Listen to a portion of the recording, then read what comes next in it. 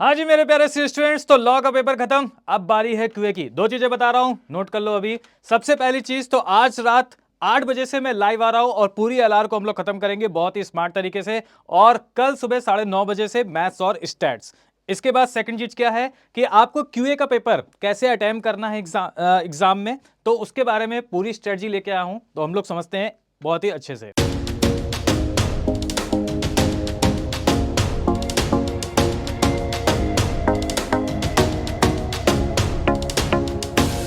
सबसे पहले हम लोग बात कर लेते हैं पेपर पैटर्न की। देखिए, पेपर पैटर्न जो होता है वो आप सभी को पता ही है। पेपर पैटर्न की अगर हम लोग यहाँ पे बात करें तो आपको बताइए कि मैथ्स जो होता है हमारे पास, बिजनेस मैथमेटिक्स, वो आपकी 40 मार्क्स की आती है।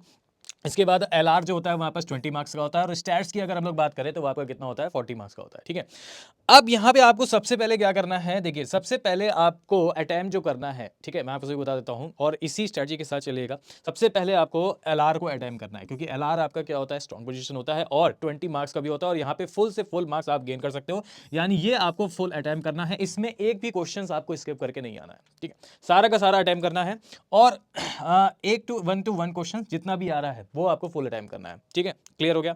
इसके बाद हम लोग बात करेंगे एलआर। एलआर के बाद आप जाओगे किस पे, स्टैट्स पे। स्टैट्स आपका कितने मार्क्स का होता है, 40 मार्क्स का होता है। लेकिन यहां पे आपको मेक श्योर ये करना है कि एटलीस्ट आपको 30 क्वेश्चंस तो आपको यहां पे इसमें सॉल्व करने करने हैं, यानी 30 मार्क्स। ठीक है, तो 30 मार्क्स का आपको इसको यहां पे सॉल्व करने करना है। पहले माइंड में रखिए कि हमें 30 मार्क्स तो यहां पे देने देने। देखिए 20 मार्क्स आपके इधर से आ जाएंगे, क्लियर है, और एटलीस्ट 30 मार्क्स आपको यहां पे करने ही करने हैं। इससे ज्यादा हो रहा है तो बहुत अच्छी बात है, वेल एंड गुड, लेकिन इतना आपको मेक श्योर करना है कि 30 क्वेश्चंस आपको 30 मार्क्स का आपको करने करना है।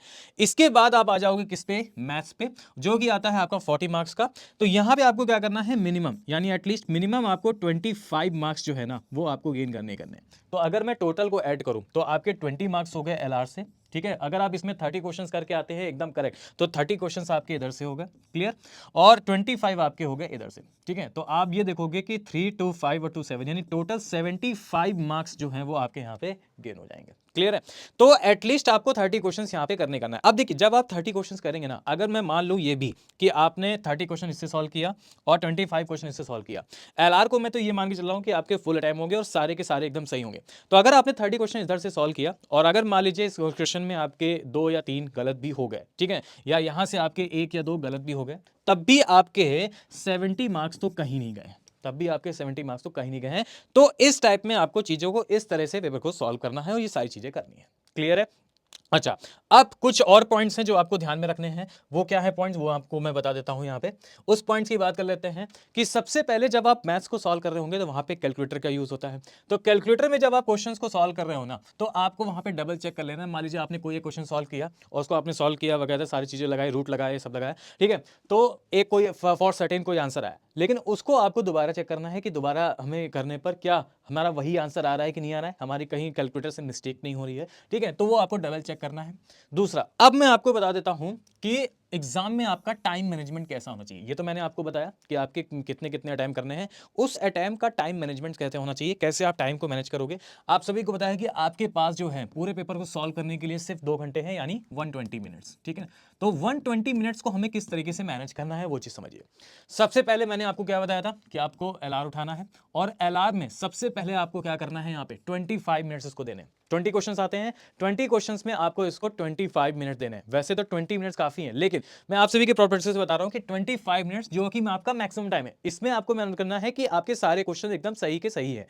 क्लियर है, तो 25 मिनट्स आपको इसमें देने हैं। इसके बाद स्टैट्स की अगर हम लोग बात करें तो स्टैट्स में आप 40 to 45 minutes around in between के बीच में आप दे सकते हो, यानी 40 से 45 मिनट में या बीच में आप स्टैट्स को सॉल्व कर सकते हो, क्योंकि इसमें कैलकुलेशंस भी रहती है, बहुत सारी चीजें।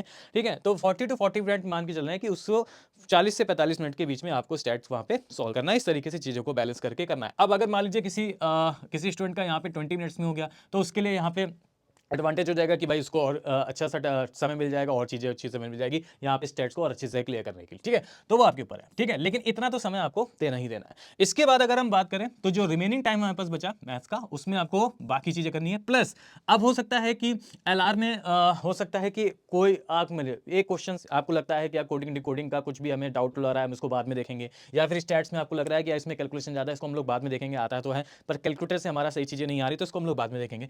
तो जो भी आपकी कंफ्यूजिंग क्वेश्चंस हैं, यानी जो भी आपको उस समय श्योर नहीं होंगे ना, तो वो आपको इस बैलेंस टाइम में और प्लस मैथ्स को आपको कवर अप करना है। क्लियर है।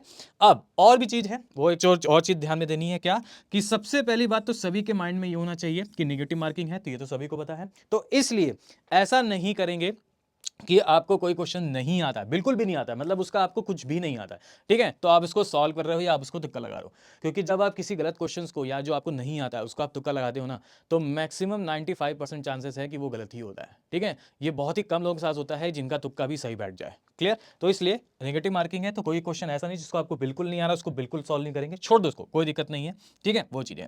और दूसरा पॉइंट मैं आपको बता देता हूँ, एक और पॉइंट है, और वो आपका लास्ट पॉइंट क्या है कि मिनिमम आपको 70 क्वेश्चंस यानी 70 क्वेश्चंस की अगर हम लोग बात करें तो इतने ही आपको अटेम्प्ट करने हैं, 70 to 75, ठीक है ना, 70 to 75 आपके क्वेश्चन सॉल्व करें। जैसे मैंने स्टार्टिंग में बताया कि अगर आप 75 मार्क्स का करते हो तो कहीं ना कहीं अगर मान लीजिए आपके 3-4 क्वेश्चन गलत भी हो जाते हैं तब भी आपके ऑन अराउंड 70 के अराउंड तो आ ही जाएंगे।